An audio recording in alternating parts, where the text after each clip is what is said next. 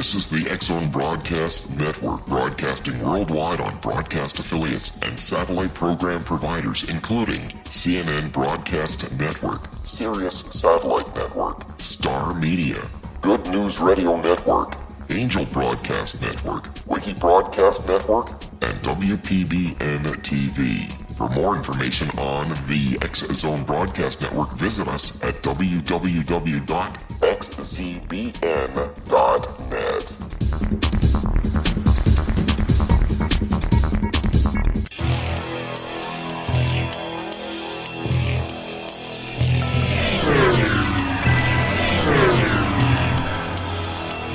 This is A Different Perspective with Kevin Randle.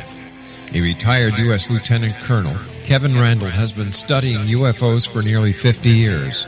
Kevin has investigated some of the most famous UFO cases in the world and has been consulted for dozens of documentaries about UFOs. Considered one of the leading experts into the Roswell UFO crash of 1947, Kevin has written more than 25 books about UFOs, including the recently published Roswell in the 21st Century. Now, here is the host of A Different Perspective, Kevin Randle.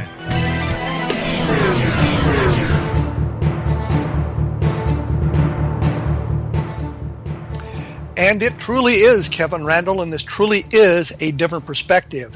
And for those of you keeping score at home, this is the 37th time we've done this thing. I'm amazed that time has gone by so fast. And I think I may have to change the introduction because it says I've been studying UFOs for 50 years, which makes me really, really old. And I'm not happy about that. Maybe we'll say something like 15 years and make me much younger. Anyway, I am joined today by Chase Kloetzke.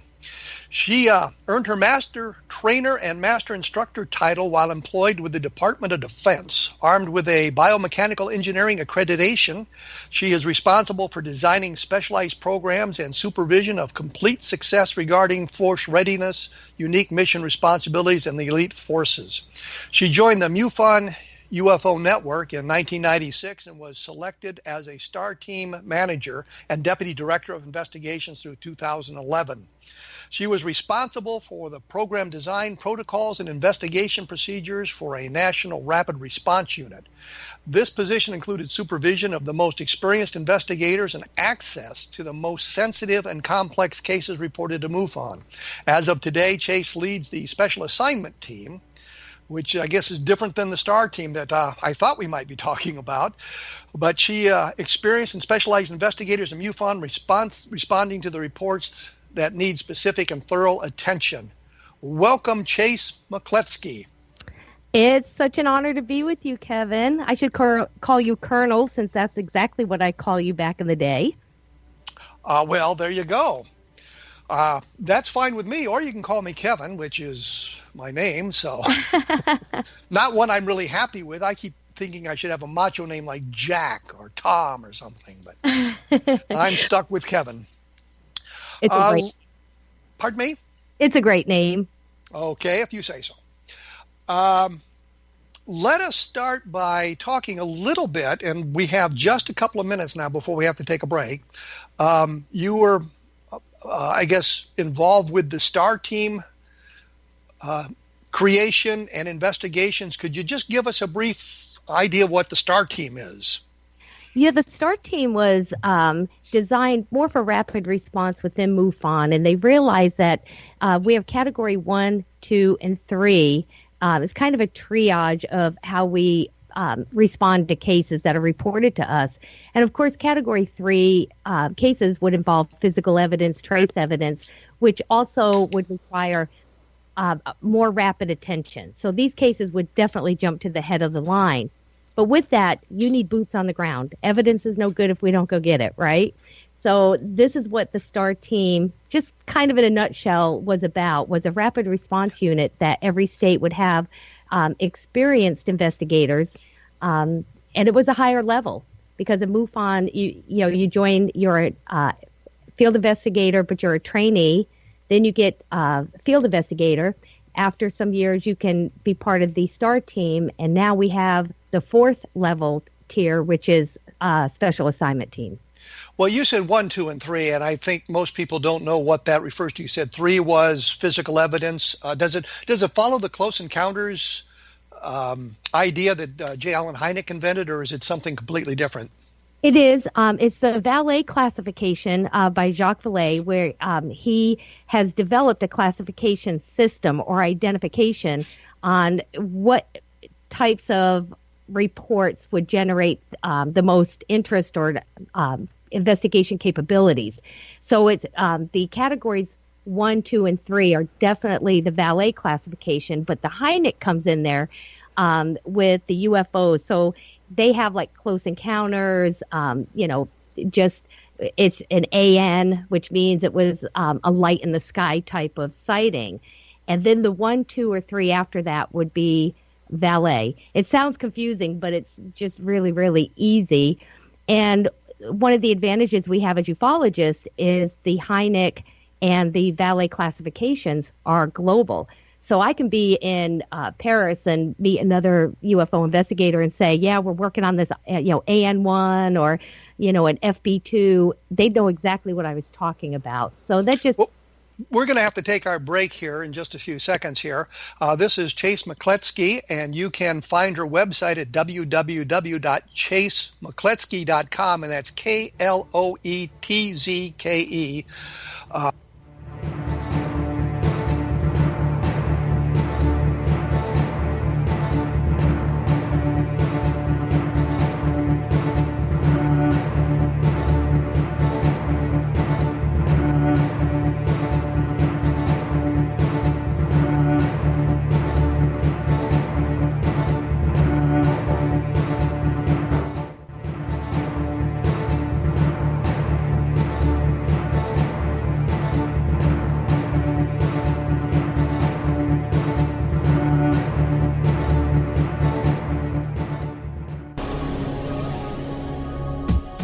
This is the X-Zone Broadcast Network, broadcasting worldwide on broadcast affiliates and satellite program providers, including CNN Broadcast Network, Sirius Satellite Network, Star Media, Good News Radio Network, Angel Broadcast Network, Wiki Broadcast Network, and WPBN TV. For more information on the X-Zone Broadcast Network, visit us at www.xzbn.net.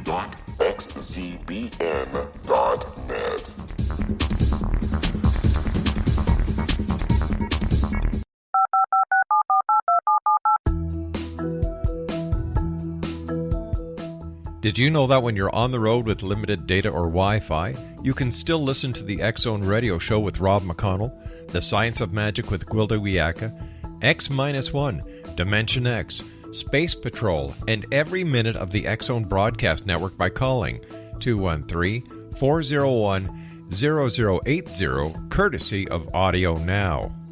No smartphone, app, or internet needed. It saves your data plan, and it's free if you have unlimited minutes. Call 213-401-0080 to listen on any phone, anytime, anywhere. Remember 213-401-0080 for the best of the paranormal, parapsychology, and sci-fi radio programming anywhere, 24/7, 365.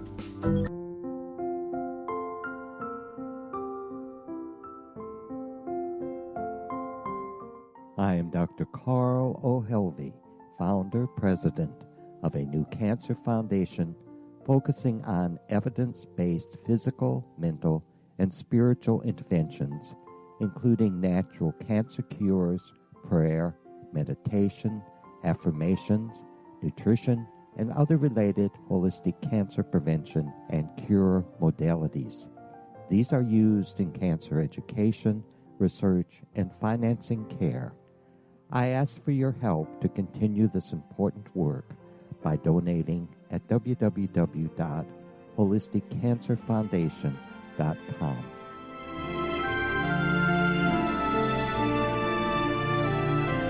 Hello, I'm Pete Marsh. With my daughter Justina, we will be presenting the new radio show, Too Good to Be True. If something seems too good to be true, it usually is. But with the help of Justina's amazing gifts, we're going to gain insight into questions that don't yet have complete answers. Have you wondered who built Stonehenge and for what reason? Why are crop circles found in the same region as Stonehenge and elsewhere?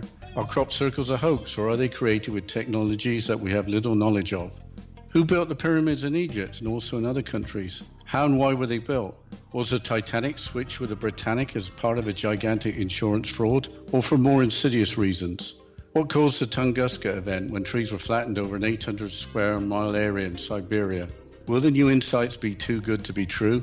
Well, that will depend on what you are prepared to believe. Please join us as we start on this journey together. For more information on Too Good to Be True, visit www.xzbn.net. Little children aren't the only ones afraid of the dark. Millions of soldiers return from war zones with PTSD, anger, frustration, fear, and loneliness, much of which surfaces during the darkness of the night. You have the chance to change the lives of these American heroes. Songs and Stories for Soldiers.us provides free MP3 players for these men and women. With a list of 3 million songs in 16 different styles, 100,000 audiobooks, and 30,000 old-time radio programs, every veteran can find something to soothe and comfort them at no cost. All our players contain an 8-hour audio program designed to help veterans fall asleep. With 1,500 plus vets now participating, it's our goal to deliver 10,000 audio players this year. Go to our website at songsandstoriesforsoldiers.us. Help us help a veteran make it through the night.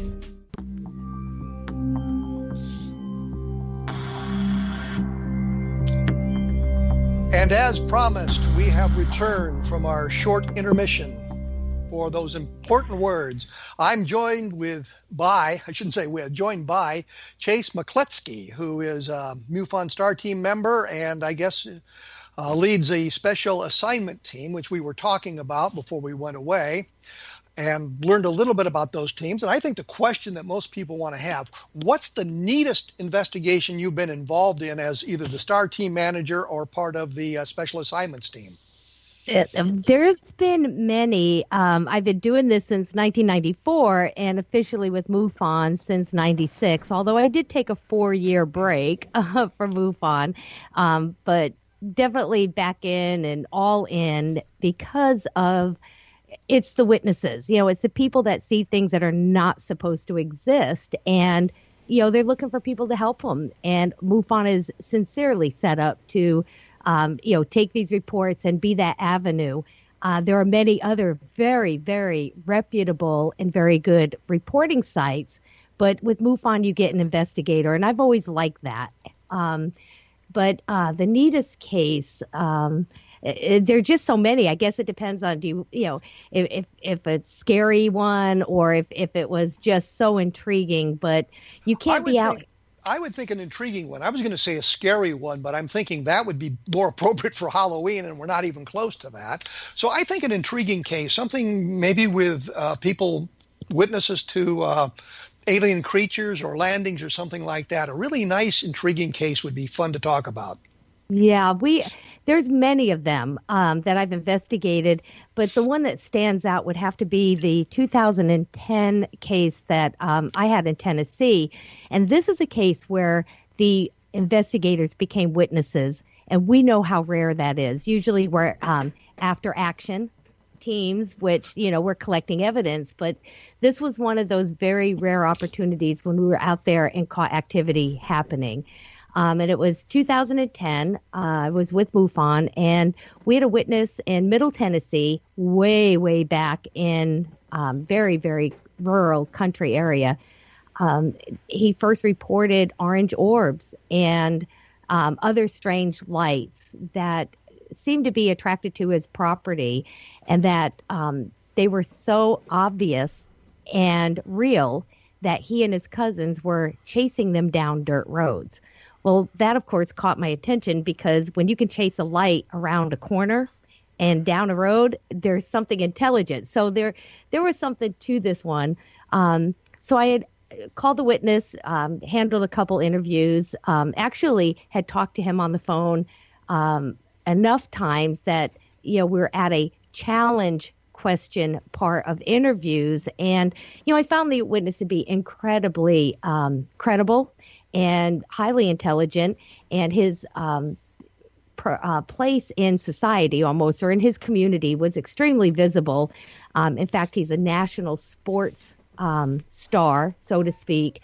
I didn't follow his sport, so I wasn't familiar with him, but, very credible person. They have this wonderful, humongous ranch out in Tennessee. Well, at one time he called, and I had planned to go out there, but this was a time of the big flood that flooded out Memphis to Nashville. It was national news. It was a horrendous flood. It was huge. So we had to cancel, but it was about maybe almost 2.5 weeks later, I get a call from him, and he's so excited. He's like, Chase, I know you were going to come out in a few more days, but there's already things going on. And this is usually what happens, when the triangles come. And that was the first time. Wait, you say the triangles come. Now you talked about orbs of light first, and now you've got a triangle-shaped object, or the orbs in a triangle formation. No, this is the first time he had mentioned anything triangle to me, which I was surprised, Kevin, because I had been, talking to him with these interviews, very focused on, the original report and a few extra things. And, like most times when you first get a witness, the more you talk and properly interview, you do get more information. But this is the first time he mentioned triangles. And, I asked him about that, and he said, well, I thought if I told you about those, you would think I was exaggerating because it's just getting crazy out here. I heard triangles. I heard activity going on now. I grabbed my go bag and I left. So I'm out my door and I pick up another MUFON investigator, and we drive out to the house, which is, several hours away. When I pull up into his driveway, he's right there. He's very excited. We get out of the vehicle, and he brings us to the end of the driveway that overlooks his backyard, which is huge. And there's kind of a downhill. And he said, look, they're already showing up. This is what we usually get. And he points to the sky, and I clearly see these little points of light, and they're dancing around and, making formations, and then they all scatter from one another. It was incredible. But we're not talking about alien spacecraft here. We're talking about lights in the sky. Absolutely. But the way they would come together and make a formation, to me, was intriguing because they were working together. And then all of a sudden they would shoot off. And of course, they're making right angles and, just defying what we know as conventional aircraft. Well, I do have my tablet with me, and I'm kind of scanning through. At that time we were looking at, the dreaded, we know are useless satellite apps. But I was trying to track the ISS, looking for planes. I'm looking for everything I can to calm him down, point out, the sensible answer. And then he points out another bunch, and then another. And there was probably 7 groups that I personally saw, just little groups of these little lights that were maneuvering together and, just kind of separating. Well, when you say little lights, I get the impression that there's something in the distance. It's not very bright. It's something that you wouldn't have been able to, say, video on your tablet or anything like that. Correct. Absolutely.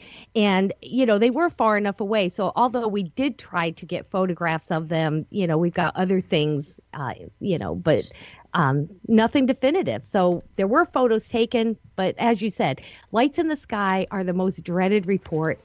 Can't do much with them. So, but then he suggests we move to his cornfield because he has this humongous place down there, but it offers a panoramic view. But it also offers kind of a security because it's completely surrounded by woods. So we jump in his big truck and we go down to the cornfield, and he parks just barely in there. And I'm collecting all my equipment, and we walk to the middle of this big, just humongous area. Now, it's important to note that the floods had just receded, so the ground was really soft. And it was April and the beginning of May when this happened. So the corn's only about 4 or 5 inches high. So it's real pliable. We're not going to hurt any crops, which is why he allowed us to go out there. So we're standing in the middle, and, I'm setting all my equipment up on this little table I bring with me. I have, tri-fields, all my tech stuff. I love my equipment because I believe that we need to start documenting with scientific tools phenomena. So all of a sudden, the witness says, "Oh my gosh, here it comes. I'm so excited. This is what I wanted you to see." And I kind of smile at him, and I look up, and sure enough, I see this light, which way off in the distance, and it starts coming closer. And, I start straightening up a little and looking at it thinking, wow, that really is something moving, and it's heading this way. So I'm starting to grab my camera and, trying to get photos or whatever. And as it got a little closer, 2 more lights popped in, and I'm like, oh my gosh, there's 3 of them. And I'm so focused on this, but I'm still trying to take photos. And then all of a sudden, my camera stopped working. I pick up my tri-field to see if I could pick up radio, electrical, anything on this. And that's not working. And I'm thinking, oh my gosh, it's that battery drain, because all my equipment was dead. And I'm so frustrated because here it comes. I clearly see these 3 lights, and then I see it. It's an outline, and the outline is an object. These aren't 3 separate lights. This is 100% what he mentioned earlier. This is a triangle. Clearly blocking. Let's go back for a minute. You say there's lights. Is there a color to the lights? Nope, they're just as white could be. And very normal. They weren't projecting any kind of beam or anything. They were just lights on a craft. And you could see the outline of the craft. As it got closer, yes, not at first. And I would assume there was 1 light in the front of it and 2 lights in the rear. Yes. And do you have an idea to the size? Realizing, of course, you're looking into a night sky, and that's going to be difficult to do. But do you have an idea for the size? Can you hear anything? The way I describe the size is because it's the only thing. There were 7 witnesses to what happened, and we'll get to that in a bit. But the only discrepancy between any of our stories was how high this thing was. We were all over the place too, and of course, it's one of the hardest things to determine when you're seeing something that's not supposed to exist.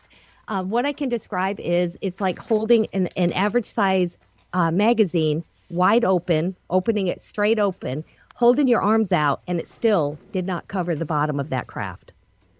It was that big. Was there any other detail on it other than the lights and the outline? Did you get an idea of the color of it or anything like that? I described it as dark because I saw no color. What I saw was an outline as it blocked out the stars. So I called the color dark. I assume if it was a different color, I didn't see it. And the noise was absolutely silent. And it's a different silent because the closer it got, something's off. You don't hear bugs. You don't hear anything. I don't know if that's a psychological effect of, just being so stunned, or if this craft actually changed the ambient environment I was standing in. But I heard nothing, and it's an eerie nothing. It's it's just hard to describe, but it was definitely a force or something. There was something there. It was off, is how I put it. It's like something was wrong. Something was off. Well, you talked about it draining the batteries of your equipment. You're out there in a truck. With the lights on of the truck, was the engine running? Did it affect the truck in any way? Do you know? Not that I know of, because we weren't at the truck, but we do get to this truck eventually. But at this point, there's no lights on. I had like a little light actually on the table with the equipment, and that went dead too. But as the night started, as it got darker at night, the more and more stars were out. And I guess, just your eyes getting used to being out there, didn't really feel like I needed it. The witness had a great big halogen flashlight, but that was not on at this time. And then what happened, Kevin, is as this triangle went directly over this cornfield, I'm still trying to pick up equipment. I'm frustrated. In fact, I probably dropped a cuss word when I said I'm going to throw this blanket camera across the field because I'm an investigator. It's right here. This is as close as I've ever gotten to anything, although I've seen a lot. So it was incredibly frustrating. We turned around. We're watching. we're going to have to take a quick break, so we'll find out what you saw when you turned around here in just a moment. I'm with Chase Kloetzke. Her website is www.chaseskloetzke.com, so you can learn more about her. I don't know where I got the Kloetzke, Chase Kloetzke, and we'll have more information about this at www.kevinrandle.blogspot.com. And for those of you who listened to last week's program, there's been quite a discussion about what John Burroughs had said, so you might want to take a look at that as well. That's www.kevinrandle.blogspot.com. I just can't get anything right today, so I'm going to give up. We will return shortly after these messages.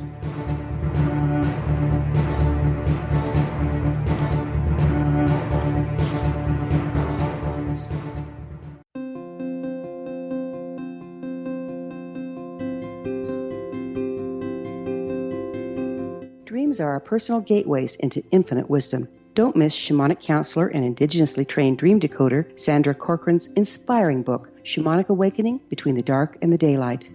This remarkable work chronicles Sandra's 35 years of experience with diverse wisdom keepers and her initiations throughout the Americas and across the British Isles, Turkey, Greece, and Egypt. Sandy's knowledge of symbology, psychology, and myth influence her dream blog and workshops. Sandy offers private tarot readings, international journeys, a meditative CD, as well as her book, Shamanic Awakening, to encourage you as you navigate this earth walk, creating a deeper connection to yourself and all that is. Find this and more at Sandy's website, starwalkervisions.com.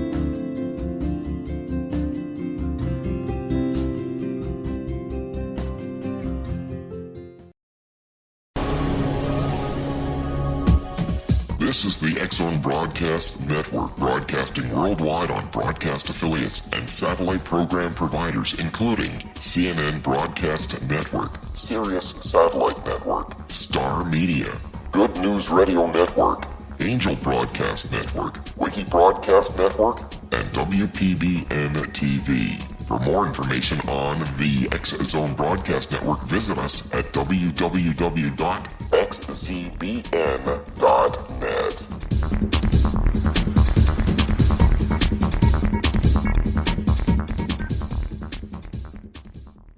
How would you like to be able to read other people's minds? Well, the next best thing is here. When you know how to read a person's name, you know how the person thinks, feels, and behaves.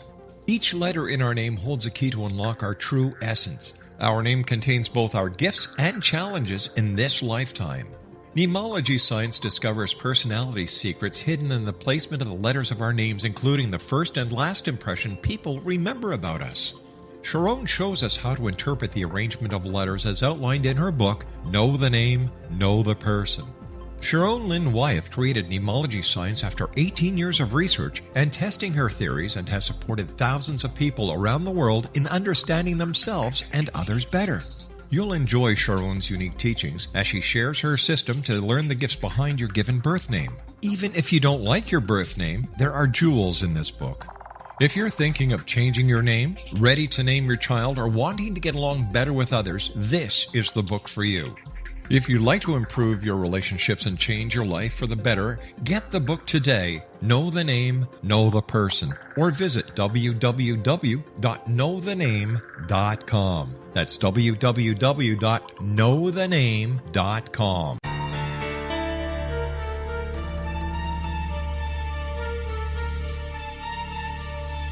Hello, I'm Justina Marsh, and with my dad Pete, we are going to present a new show called Too Good to Be True. Together, we are aiming to discover more truths about this world and beyond. Do you have unanswered questions about the world? Do you ever wonder about aliens, conspiracy theories, or the universe? There are many shows discussing subjects such as pyramids or UFOs, but we want to relay this information based on our own research, including from spiritual means. Hopefully, listeners will be helped with their own beliefs and will appreciate the psychic insights that add to the previous research and information. We both look forward to sharing this insight and beginning this journey with our listeners. Visit xzbn.net for more information about when to listen.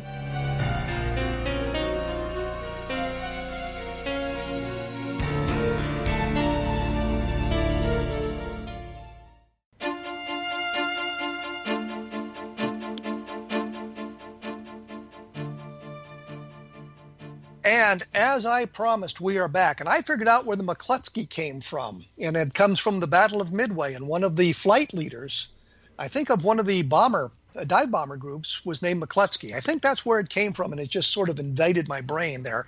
But this is Chase Kloetzke. And her website is www.chasekloetzke.com. And my blog is www.kevinrandle.blogspot.com. And I'm not sure why I was so confused at the end of the last segment. When we went away, we had diamond, triangular-shaped object flying over a cornfield. It may have been sucking the power out of the batteries of the various pieces of equipment. And when we went away, Chase had just said she turned around, and now we're going to find out what she saw when she turned around. It's up to you, Chase. Take it from there. Okay. Well, at this point, the triangle was further away, and it was never changed altitude, speed, anything. It completely just stayed on one course, completely seemingly oblivious of us even being there. It just did it, just did its little flyby, and that was it. I was still reaching for my camera. It's one of those things, Kevin, where you're just looking at something so friggin' incredible. You don't want to take your eyes off it. But, I kind of blink down real quick, get my camera, look back, and all of a sudden it's working again. So it wasn't the battery drain that we hear often happens in these type of events, including paranormal and even cryptid. For some reason, everything I had is completely back online. Knowing that I've taken just about every photo that possibly could be taken with it so far away, that I was hoping I got something I could use, I decided to check my batteries because I just didn't trust them. I wanted to change out the batteries and finish this investigation. And because now we have a craft in the area, we can look for trace effects. There's, as 100 things we can do. So as I'm changing out the batteries, I just started getting this weird feeling, and I can remember turning around and saying, "Hey guys, anyone else feel like you're being watched?" And I don't mean from up there. And I honestly remember this fear. It was physical, and it pounded right into me. Like it just hit me. And the only way I can describe it is this wasn't fight or flight. This wasn't a knot in my stomach or, ooh, I'm scared. This was a physical panic, absolute terror. And I just remember I turned and I started running. And when I did turn, I could see that the witness and the other investigator turned at the exact same time, the exact same direction, and everyone was now running. And while we were running, I just remember really not thinking anything, just going. And then all of a sudden I hit what felt like a wall, a complete brick wall. And it turned out to be the witness who was in front of me. And I hit him so hard that it was shocking. I felt like I was going to fall over. I didn't know how we were both still standing, actually. And I heard him say, "What the F is that?" And at this time, he had on a great big flashlight in his left hand, and he swung his hand over, and not 6 feet from us, about 6 feet, here's just this little being just standing there. And I remember being so stunned something was there. And the next thing I know, we're running. And we get in his truck, we leave. He left that cornfield so fast, we took air, landed on the road, got in his driveway. We all piled out of his truck, and nobody's saying a word. I remember that all kind of got broken up when I kind of giggled a little. I said, "What the hell is going on? Like, what just happened? Why did we run? Like, what? That's crazy." And I looked at the other investigator. I said, "We need to call the state director immediately. The witnesses or the investigators are just now witnesses." And as she turned to call the state director, the witness came up to me, and he literally, Kevin, was on a knee. Like, he collapsed into a knee, and he's like, "Thank you so much for coming out, Chase. I thought I was crazy. You saw that, right? You saw that." And I said, "Yes." Knowing we cannot discuss it, his next question was, what is that? What do they want? And I remember. wait, let's take a step back here, because you talked about seeing a little creature, a little being. Mm-hmm. A description of it would be nice. It was probably about 3.5 feet. I described it as 3.5 feet. I absolutely think it was fake or mechanical. However, the look of it was completely biological. You would think, it just, it was kind of a gray material. But the first thing I thought when I saw it, I do remember a thought going through my head, this is not the cute little Roswell alien. That's exact, big, bad, sophisticated investigator. That's exactly the first thing I thought was, oh my God, it's not the little Roswell guy. Was it humanoid? It absolutely was humanoid. And it was close. It was close to, what you often see described with the Roswell aliens or the Roswell beings. But it was different. The eyes weren't as big. The eyes were more human. I don't remember really seeing his legs or his hands, because honestly, Kevin, we looked at this. I kind of call it the 1 second, because we stopped, the flashlight landed on him, and in this amount of time, 1,000, 2, we were gone. So I kind of call it the 1 second that changed my life. So you turned and fled from the creature? You didn't... Absolutely. But Kevin, I want to be very clear, especially with your listeners, there was no control. We were not in control of that run. Nobody was frightened. We just saw a triangle. We were excited. We were ready to continue the investigation. I'm getting things ready, to get out there for trace effects, because a triangle just went over us. I wanted to check the electromagnetic. And then all of a sudden we're running. We had no control. None. Whatever was going on, we weren't supposed to be there. And we were taught to get out of there, because who doesn't come face to face and want to stop and at least say something, or just stand there and wait for contact? We had no choice. I promise you, every single one of us in that field said, we don't know why we ran. And none of us are runners. In fact, when the witness first brought us down there, after he parked the truck and I'm hauling, my table and some equipment out, he pulls out a shotgun, and apparently the look on my face was a little panic. And he said, no, Chase, no. He says, we have a problem with coyotes out here. So I have this in case, they come up and we have trouble with them. These people live so far out in the country. They don't call 911. They don't run. They handle their problems. They take care of it.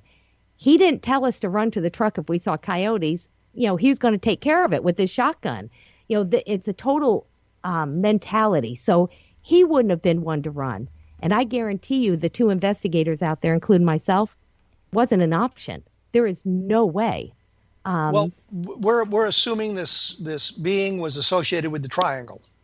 I question all of it. Because the one thing I left with that evening, the state director was on his way, the chief investigator. I mean, this turned into a big deal. And I just remember thinking, I can't, even to this day talking about it, Kevin, something was wrong. Something was off. We were right back in that cornfield, not even a half hour after we left. So this wasn't fear. I went right back. I'm thinking, I saw a being there. There's got to be footprints, trace evidence. Again, I'm thinking as an investigator. We were right back in that field, not even 30 minutes later. So this had nothing to do with us being afraid of it or running away from the alien.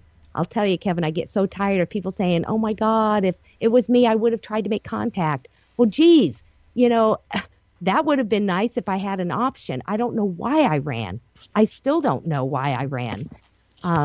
Or why any of us did. Well, you bring up physical evidence. When you went back out, did you find footprints? Did you find anything that would suggest this event was based in reality?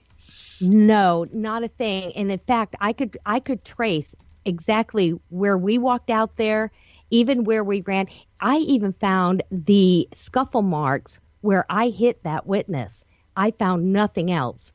And there was a thing that occurred to me, is because we had walked out to the middle of the field and the witness's cousins had come down, although they didn't come out to the cornfield because they knew they weren't supposed to. They stayed on the periphery and right there by the woods edge. And it even occurred to me, did they come out and somehow when we're looking at this triangle, place like a fake? I mean, I went through all of it, except there were no footprints from them either. So the good news was the ground was prime for this, which also helped me, exclude other things I thought of. But I've done everything since this case. It's not solved. It's still open. I've listened to everybody. There's so many people out there that have tried to help me with an answer, everything right down to the government experimenting on us or whatever. I'll take any of it. I just really like to solve it. But to this day, I still have the same feeling I left that site with and drove home that night. Something's wrong. Something's off. But the bottom line, the triangular-shaped object did nothing to the corn. Right. I mean, there was no evidence of that. It obviously left nothing. It didn't land, so there was no landing imprints or anything like that. You didn't get any pictures, I take it. We have several that are, far enough away that you could tell that there were 3 lights. But once again, we have lights in the sky so far away in the distance, not so much high, that they're almost useless. It doesn't at all show what we witnessed ourselves. And, I've even had, people, experiencers and people that work with experiencers and abductees come up and, want to regress me. And, we need to figure out because the being was this and that. And, I will listen to anyone on what could have possibly happened out there because truthfully, I have more questions than answers. What I do know is I just told the truth. Absolutely. Per detail. That's exactly what happened out there. And I would like to know more about what was it? Was the being there because of the triangle? Was the triangle there observing the being? I mean, there's 50 different directions you can you in with this. Well, you said, you just caught sight of it for an instant. Right. And I'm assuming this is a plowed field with corn growing in it, so there shouldn't be any bushes or boulders or trees or anything like that would get in the way that might have fooled you because you got such a quick look at it before you ran off. Exactly right. This is a completely open field. The corn's only about 4 or 5 inches high, completely unobstructed view. But the reason I reported it that it appeared more machine is because when you have a witness, like that cornfield was dark and our best lighting was the stars above our heads. And although let me interrupt you here because we're going to have to take our last break here. And when we come back, we'll get a little bit more on this. We don't have a lot of time left. And as I say, I'm talking with Chase Kloetzke, and that's her website is www.chasekloetzke.com.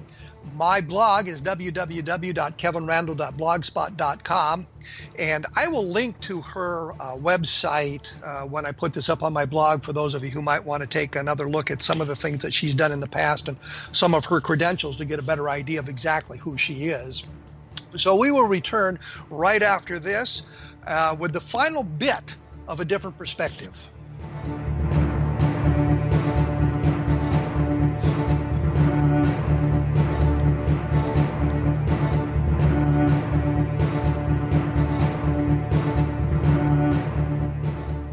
Hi everyone, Rob McConnell here, and I wanted to spend a moment on internet streaming. Everybody has heard about internet streaming, but not many know much about it. Did you know the internet streams just about everything? Movies.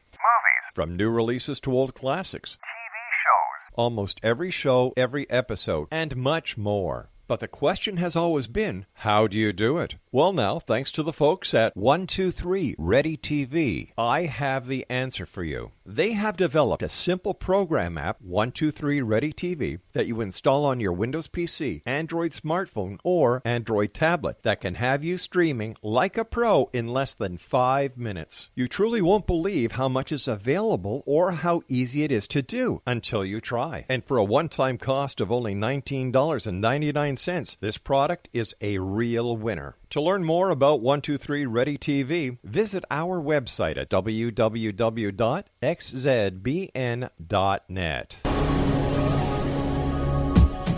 This is the X-Zone Broadcast Network, broadcasting worldwide on broadcast affiliates and satellite program providers, including CNN Broadcast Network, Sirius Satellite Network, Star Media, Good News Radio Network, Angel Broadcast Network, Wiki Broadcast Network, and WPBN TV. For more information on the X-Zone Broadcast Network, visit us at www.xzbn.net.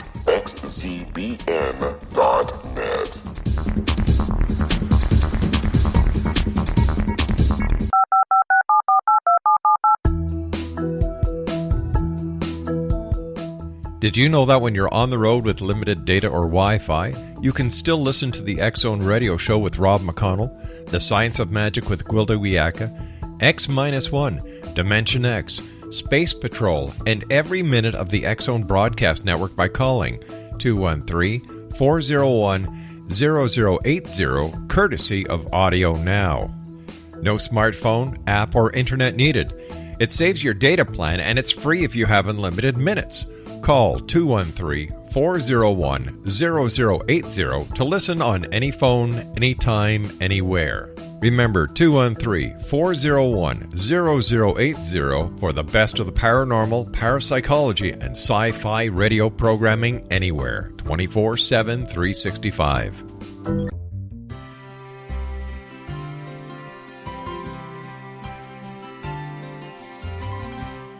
True healing must address 4 levels: physical, emotional, mental, and spiritual, for us to live joyful and productive lives. We tend to treat 3 of the 4, leaving the spiritual languishing. If you're tired of the same dysfunctional patterns cropping up in your life, Soul Balancing is for you. Trixie Phelps, owner and founder of Soul Balancing, is a naturally gifted energy healer trained in numerous esoteric forms, including shamanism. Trixie has created a powerful modality that safely and effectively clears your energetic field. A Soul Balancing session can remove interference, heal trauma, and restore your hope. Contact Trixie for a life-changing long-distance session today, www.soulbalancing.world.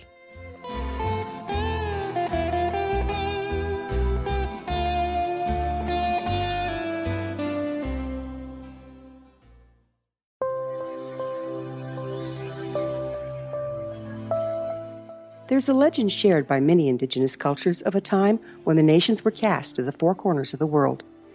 Each nation was given a body of sacred knowledge that held a different portion of the truth to preserve. True reality could not be known until all the nations reunited, combining the information. If a single one was missing, the world could not be reborn and darkness would prevail. The Science of Magic Radio is dedicated to reuniting the sacred knowledge. With the understanding, none of us has all the answers, but together we can open new perceptions and possibilities. Through our combined vision, the world can be reborn into a place where darkness no longer prevails. Join me, Gwilda Wiyaka, and the Science of Magic daily on the X-Zone Broadcast Network, xzbn.net, or visit us at thescienceofmagic.net.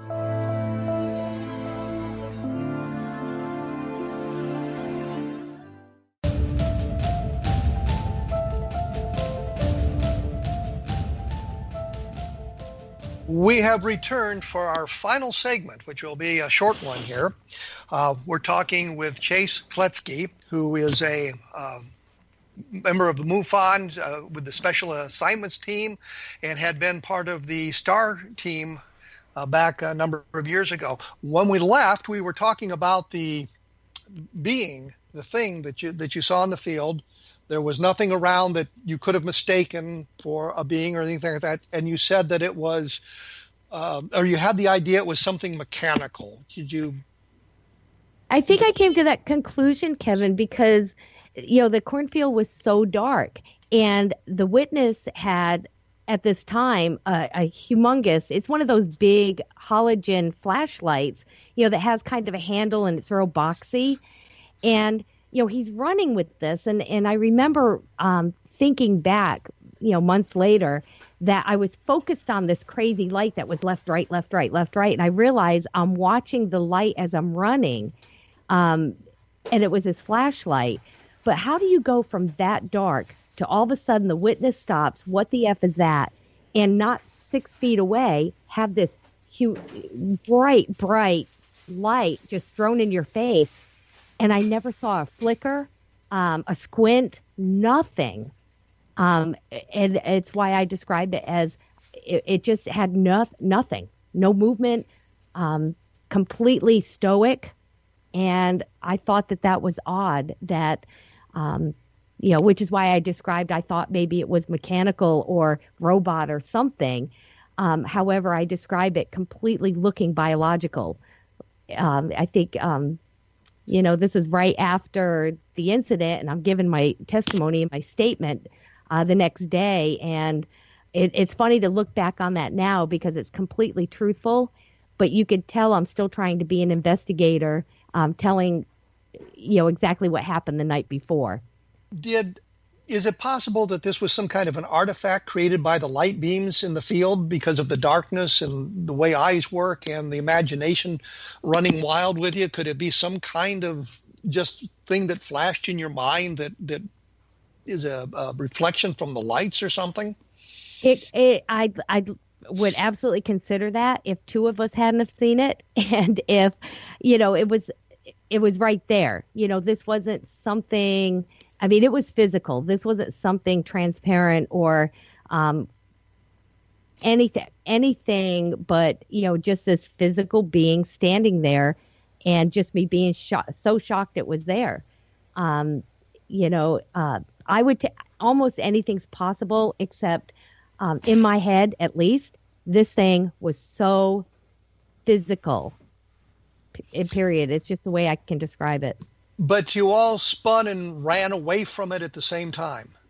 Yeah, after everybody, and I didn't know for 2 weeks what the witness and the other investigator have reported to the state director and the chief investigator. We were all kept separate and not allowed to talk about what each of us remembered as a group. And it took about 2 weeks for everybody's testimony to be disposed and, archived and taken care of. That I found out we all felt like it was hive mind. We all felt controlled. None of us had. Why would you run? I mean, the triangle was gone at that point. If we were going to be afraid of something, nobody saw this being. In fact, the second investigator didn't see the being. It was just myself and the witness. And that's because where the being was, when she first turned to run, she was already past him. But I didn't know that for 2 weeks. I had no idea. So that was a little surprising. But, it made me a better investigator, Kevin, because what I say now is I know what I saw. I know what I saw. And this is something we hear from our witnesses consistently. And, I've just learned to take that at face value. Well, I've found that oftentimes what you see is not really what's there. Based on Gestalt psychology, you kind of fill in the blanks. And we have a number of reports of people seeing what they think is a cigar-shaped craft with windows on it, or some people think it's an airplane crash, and what it really is a meteor fall. And I've seen wonderful examples of this on YouTube. There was one called Meteor Compilation, and you looked at these different videos from different perspectives. If you can see the object breaking up and you can see it stringing out, but you can see it on the screen, so you can go back and look at it. But if you see it in real life, you might catch a glimpse of it, and your mind kind of fills in the details there. And so I sometimes agree. sometimes what you think you see isn't what you've seen. Well, you've seen something else and misinterpreted it. So you have to be careful with that. No, absolutely. And these are things that we've not only considered but discussed thoroughly with other people that have come up with that as well, Kevin, and really asked us pretty profound questions that had not been asked before to determine that. Like I said, I've never said I've seen an alien. What I describe is what I witnessed, what I know was true, and what I saw of that evening. I've never said alien. I always refer to it as a being because I don't want to use that term alien, because what if it was a prop or something? What I can tell you is that we all investigated thoroughly the next day.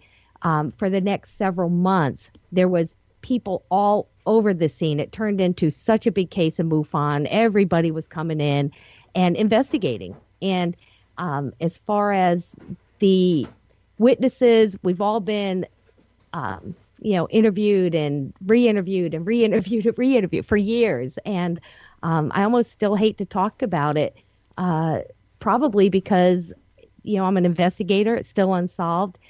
But I will let you know that I'm still up to any explanation. No one wants this case to be resolved more than I do. That would be wonderful.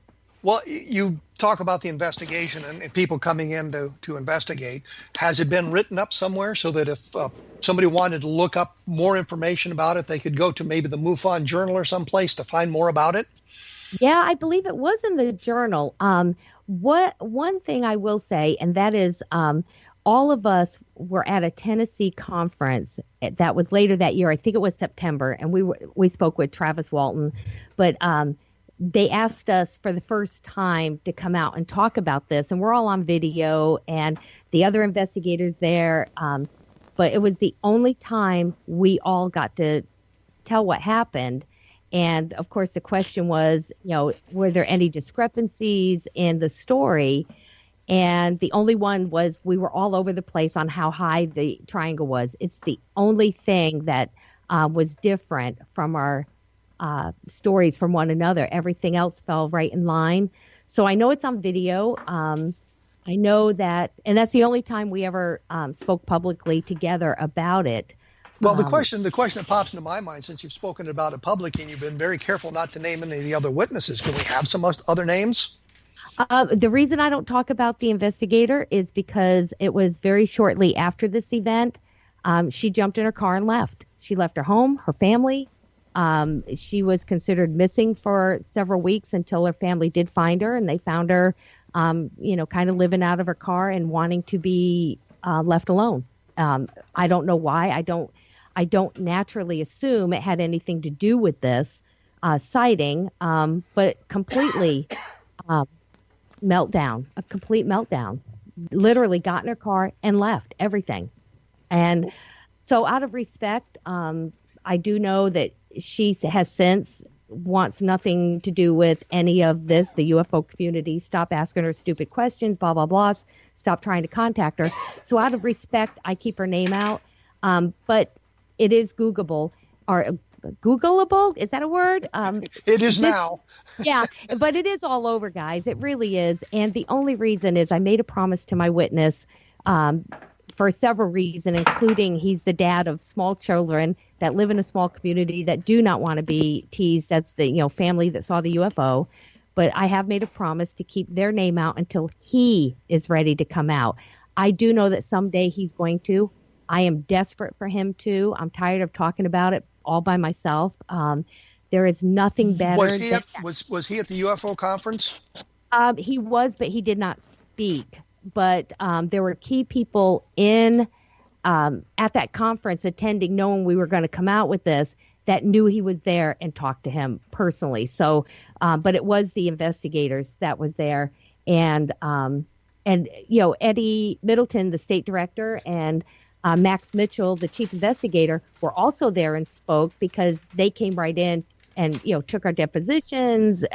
Everybody was doing the work and, this big case after. So all of that was as a whole. Here's my final question, because I'm just about out of time. You said we could find it on Google. What would we type into the search engine to find this? Probably 2010 cornfield incident in Tennessee. Honestly, you'll probably get like 50 things on it. So, well, is your name associated with it?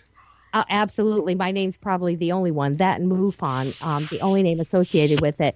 Because again, the witness is asked for confidentiality. He did when he filled out the MUFON, the original report. But, I think the fact that other investigators came out, that's where it got bigger. That's when I had, some at least collaboration or corroboration that there was, at least the after effects and, the statements going forward. We're gonna have to end it there. I can't. Okay. I'm just flat out of time. If you want to know more, it's Chase Kloetzke. You can see her at www.chasekloetzke.com. That's Kloetzek. Thank you very much for being with us here today. Next week, we'll be back with another episode of A Different Perspective. And for those of you who want more information, I'll try to get some more and put it on my blog at www.kevinrandle.blogspot.com. And if you have an extra buck or two in your pocket, take a look at Roswell in the 21st Century. I would certainly appreciate it. We will be back in 167 hours with another episode of A Different Perspective.